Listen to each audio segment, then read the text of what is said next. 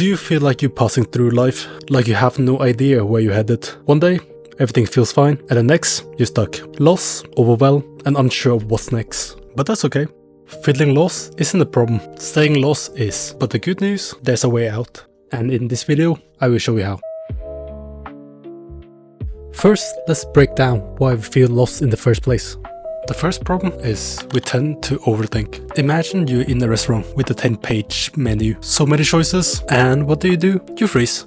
Psychologists call it analysis paralysis. It means the more choices we have, the harder it is to make a decision. Studies found that when we have too many choices, we freeze up. This is called choice overload, proven by the study called Hicks' law. This suggests that when we overanalyze life decision, we actually increase anxiety and lower our confidence. Barry Schwartz, the author of The Paradox of Choice, compared two decision making that people tend to make. First is the maximizer. Maximizers tend to seek the best possible outcome. This approach often leads to decision paralysis, resulting in feeling of regret or dissatisfaction, even after a decision is made, because many choices can become overwhelming.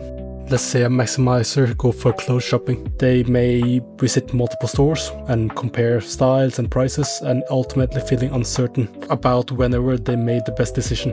And on the other hand, there is a satisfier. Satisfiers are happy with what they find good enough. This approach allows satisfier to make decisions more quickly and with less anxiety, leading to great satisfaction with their choices. I'm not saying that approach 2 is definitely better than option 1. I still think that people should explore the opportunity, but ultimately the answer we seek is usually something in the middle. Next is to understand how dopamine works. According to neuroscientist Dr. Andrew Huberman, the brain needs small wins to generate dopamine, the chemical that keeps us motivated. But when we feel lost, we don't take action, which means no dopamine. No dopamine means no motivation. This can be a vicious cycle. So the key idea is that dopamine is not just about pleasure, but about motivation and pursuit. When you make small progress, your brain rewards you with dopamine, encouraging you to keep going. And the next topic that we need to understand is needs. When I say understanding of needs, I refer to the Maslow hierarchy of needs. Maslow research showed that when our basic needs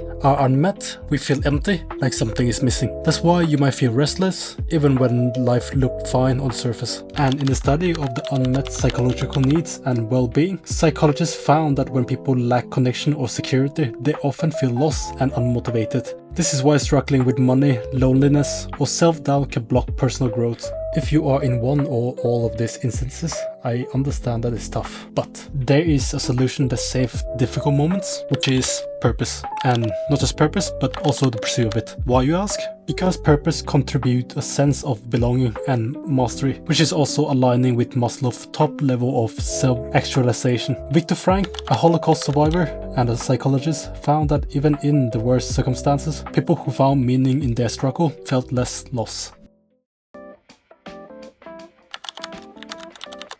No, not really. Clarity comes from action, not from thinking. The happiest people I know, they are those who are constantly learning and adapting to the situation. They are not waiting for a perfect plan.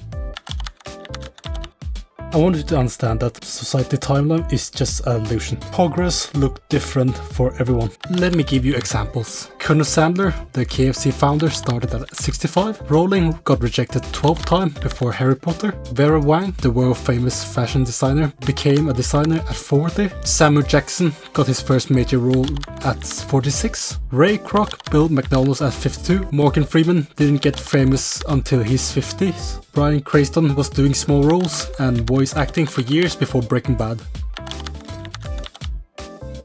In this video, we have already proven that action creates motivation and not the other way around. So I'm going to give you a secret life hack. Just start before you feel ready.